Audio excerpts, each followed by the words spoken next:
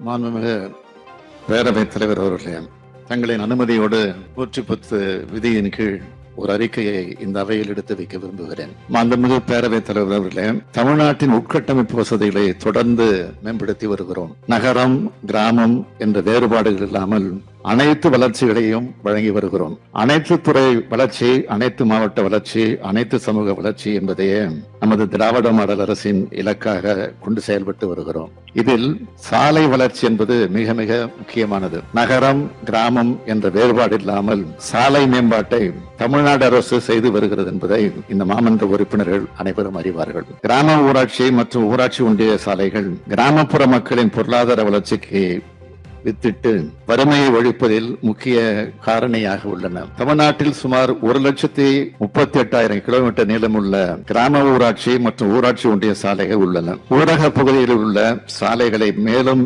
மேம்படுத்தும் விதமாக ஒரு புதிய அறிவிப்பை இப்பொழுது நான் வெளியிட விரும்புகிறேன். ஊரக சாலைகளில் செயல்படும் முதலீட்டிற்கு ஊரக மக்களின் நலனிற்கும் நேரடி தொடர்பு உள்ளது. சாலைகளின் உட்கட்டமைப்பு மற்றும் போக்குவரத்து சேவைகளின் மேம்பாடு என்பது ஊரக பகுதிகளில் வணிக செயல்திறனை அதிகப்படுத்துகிறது. அதன் மூலம் இடுபொருள் செலவினை குறைத்து வேளாண் உற்பத்தியினை அதிகரித்து ஊரக வளர்ச்சிக்கும் வழிவகுக்கிறது. தரமான சாலைகள் கிராமப்புற மக்களின் வருமான அளவினை உயர்த்துகிறது.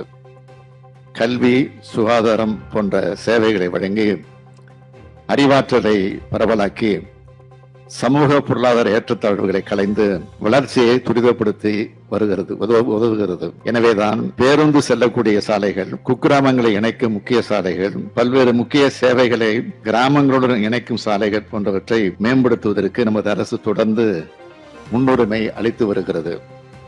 அதன்படி 13/1/2023 அன்று என்னால் சட்டப்பேரவையில் முதல்வரின் கிராம சாலைகள் மேம்பாட்டு திட்டம் என்ற புதிய திட்டம் அறிவிக்கப்பட்டது என்பதை நீங்கள் அனைவரும் அறிவீர்கள்.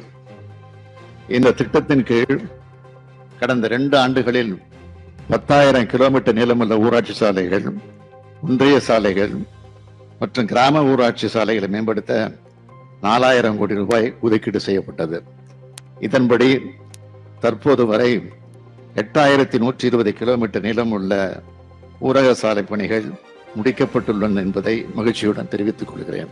முதல்வரின் கிராம சாலைகள் மேம்பாட்டு திட்டம், நபார்டு ஊரக உட்கட்டமைப்பு வளர்ச்சி நிதி, பிரதம மந்திரி கிராம சாலை திட்டம், நகர்ப்புறத்தை ஒட்டியுள்ள கிராமங்களில் சாலைகள் மேம்பாட்டு திட்டம் ஆகியவற்றின் கீழும் கடந்த 3 ஆண்டுகளில் மொத்தம் 16,596 கிலோமீட்டர் நீளமுள்ள சாலைகள் மற்றும் 425 உயர்மட்ட பாலங்கள் அமைக்க திட்ட அனுமதி வழங்கப்பட்டுள்ளது.